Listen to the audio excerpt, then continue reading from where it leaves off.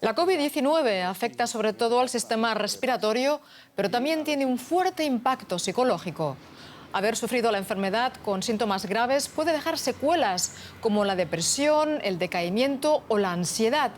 Pero también hace mella en aquellos que la han presenciado en sus seres queridos y que en muchos casos han tenido que afrontar su pérdida.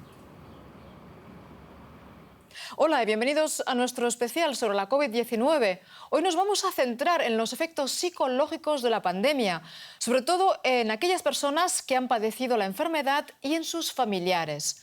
La evidencia acumulada hasta ahora en muchos países muestra que los problemas de sueño, el estrés, la ansiedad y la depresión han aumentado en la población en general y especialmente entre las personas que han sufrido la enfermedad.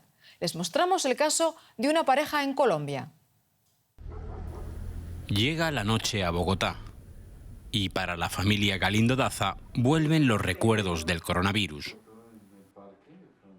Las noches, los minutos se vuelven horas y empieza uno a tenerle temor a la noche porque no puede dormir, no puede respirar, tiene que estar pronado boca abajo y uno no está acostumbrado a esa posición.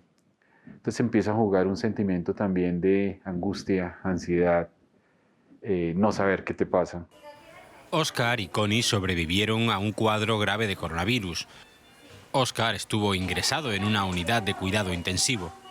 Confiesa que las palabras de un amigo que enfrentaba la misma situación le ayudaron a salir con vida.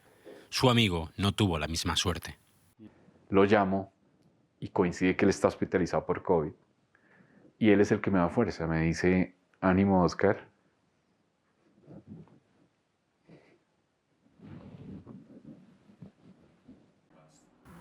Connie Daza recuerda el momento en que debió internar a su esposo en medio de las restricciones por la pandemia. Incluso casi no nos dejan despedirnos. Yo lo vi, se lo llevaron por un corredor y yo me quedé ahí parada y dije, Dios, protégelo, y fue lo único que pensé. Me devolví a la casa, llegué acá, lloré mucho porque pues nos habíamos separado. Yo decía, ¿qué le va a pasar a mi esposo? ¿Cuánto va a durar allá? Los expertos insisten en que los sobrevivientes al coronavirus y sus familias quedan con una huella emocional que debe ser tratada, como lo explica el doctor Luis Alberto Ramírez Ortegón. La situación se volvió de una magnitud, se multiplicó a un grado en que puede llegar a volverse suficientemente grave como para causar una situación de ansiedad extrema en todos los miembros de la familia. Yo no me quiero imaginar, o mucho más bien si no lo hemos visto, los niños que preguntan, oiga, ¿y mi mamá se va a salvar? ¿Y mi papá se va a morir? Según los expertos, las principales afecciones que tienen los pacientes y sus familias son cuadros de ansiedad y de depresión que podrían traer a futuro otras complicaciones. Al comienzo yo lloraba todos los días. Todos los días lloraba. Lloraba cuando oraba, lloraba cuando miraba a mi esposo. El apoyo de los seres queridos es fundamental para que los pacientes superen el estado psicológico que se deriva del padecimiento. Yo he visto casos de personas gravemente deterioradas por COVID, con secuelas muy graves, y cuando llegan el hijo o la persona más significativa y valiosa para esa persona, como por arte de magia, que no tiene nada de magia, pero como, entre comillas, como por arte de magia, se recuperan y empiezan a operar grandes cambios. El coronavirus dejó a Connie y a Óscar una serie de objetos que aún guardan. Les recuerdan su humanidad y su fragilidad, pero también conmemoran que superaron una gran prueba y que tienen una segunda oportunidad de vivir. Pues para hablar de las secuelas psicológicas de la pandemia, conectamos con el doctor Jaime Rosero, psiquiatra y psicoterapeuta aquí en Berlín. Doctor Rosero, muchas gracias por atendernos. Muchas personas que han enfermado de coronavirus siguen padeciendo no solo secuelas físicas, sino también psicológicas. Muchos viven con ansiedad. Estos pacientes y sus familiares que tal vez nos están viendo ahora, ¿qué necesitan? ¿Qué es lo que les puede ayudar? Bueno, el mayor efecto del coronavirus a nivel psiquiátrico es a nivel emocional. Genera mucha ansiedad, muchas depresiones, y estas personas caen en una especie de estrés postraumático, sobre todo los que han padecido físicamente de la de la enfermedad o quienes han perdido un ser querido muy cercano. Entonces, esto ha generado trastornos crónicos de ansiedad que impactan en toda la sociedad, sobre todo por el nivel alto de inseguridad que hay. A mucha gente le ha quedado la herida de no haber podido despedirse de sus seres queridos, ya que no se le permitió el acceso a la unidad de cuidados intensivos por temor al contagio. ¿Es posible superar un trauma de este tipo? Es muy difícil porque una parte muy especial del duelo es la despedida del ser querido. Es decir, es un duelo crónico, es un duelo que pasa a nivel de las fantasías, es un duelo no cerrado. Entonces, lo que se podría recomendar a estas personas que sufren un duelo crónico es asistir a una terapia psicoterapeuta o el apoyo emocional de los amigos, de los familiares.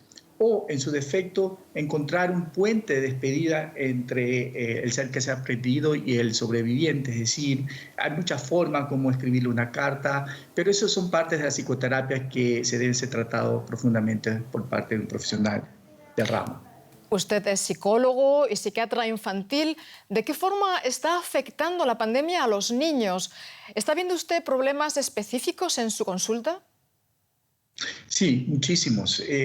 Hay problemas de todo tipo, sobre todo problemas escolares, hay muchos. Los chicos que se han quedado en casa por mucho tiempo, casi más de un año, se han dedicado muchos al consumo excesivo de medios como juegos portátiles, handys, etcétera, lo cual ha ocupado un encierro para estos niños a nivel emocional, una especie de distracción no muy fructífera para su crecimiento. Es decir, ha generado una especie de sucht, de dependencia a los medios, que es una cosa muy grave. Por otro lado, tenemos un déficit escolar gravísimo, que no va a ser superado por estos niños quizás, y un efecto también a nivel de obsesivo-compulsivo de mucha higiene, que se está viviendo excesivamente en estos niños. Tienen mucho temor a infectarse, tienen mucho temor a tocar cosas, se lavan muchísimo las manos, otros procuran bañarse 4 o 5 veces al día. Es decir, ha generado una inseguridad muy grave, además de la depresión concomitante. Doctor Rosero, y ahora si puede brevemente, las vacunas están ayudando a frenar los contagios, pero el temor a las nuevas variantes está ahí. Y además todavía hay mucha incertidumbre en torno a cómo seguirá evolucionando la pandemia. ¿Qué podemos hacer para manejar estas múltiples fuentes de incertidumbre y estrés? Hoy por hoy yo pienso que la vacuna es una bendición para la humanidad entera. Hay estudios muy nuevos que constatan que los países que están vacunando mayormente a su población han disminuido muy llamativamente los niveles de mortalidad por COVID, es decir, a niveles inferiores antes del COVID. Es decir, hay que dejarse vacunar, por supuesto, y mismo que si una nueva variante se llegase a infectar, se espera que el desarrollo de mortalidad de esta nueva variante no sea mayor a la conocida. Pues doctor Jaime Rosero, psiquiatra y psicoterapeuta infantil, muchas gracias por esta entrevista. Muchas gracias a usted. Estados Unidos comenzará a administrar la tercera dosis de la vacuna a partir del 20 de septiembre para aquellas personas que hayan recibido la segunda inyección 8 meses antes. El país se enfrenta a nuevos brotes de COVID. Arkansas, en el sur de Estados Unidos, rural, conservador y religioso, bastión republicano donde las tasas de vacunación son bajas. Randy se prepara para su lucha diaria en el hospital universitario de la capital Little Rock. Su enemigo se llama Delta. Hoy va a hacer un turno extra porque no hay suficiente personal para atender a la oleada de pacientes en estado crítico. Cada vez llegan más mujeres embarazadas, jóvenes y niños. Es desgarrador. Todos los pacientes aquí no vacunados y enfermos se arrepienten. Es muy duro ver que alguien está en sus últimos días por decisión propia. Y esa decisión les ha llevado a esta habitación, a esta cama, y a saber que probablemente no van a sobrevivir. Tate Isai sufrió una gran pérdida. Nos encontramos con él en el hospital. Su mujer, Christine, está en casa traumatizada. Hasta hace poco eran una familia feliz, 5 hijos, activos, sin miedo al COVID, antivacunas. Hasta que llegó Delta. Ambos lucharon varias semanas por sus vidas. Christine estaba embarazada de 6 meses. Yo estaba convencido de que se pondría bien, pero a medida que iba empeorando, empecé a preocuparme de verdad por el bebé. En un momento dado, el bebé no sobrevivió, no le llegaba suficiente oxígeno, y después me preocupé por ella.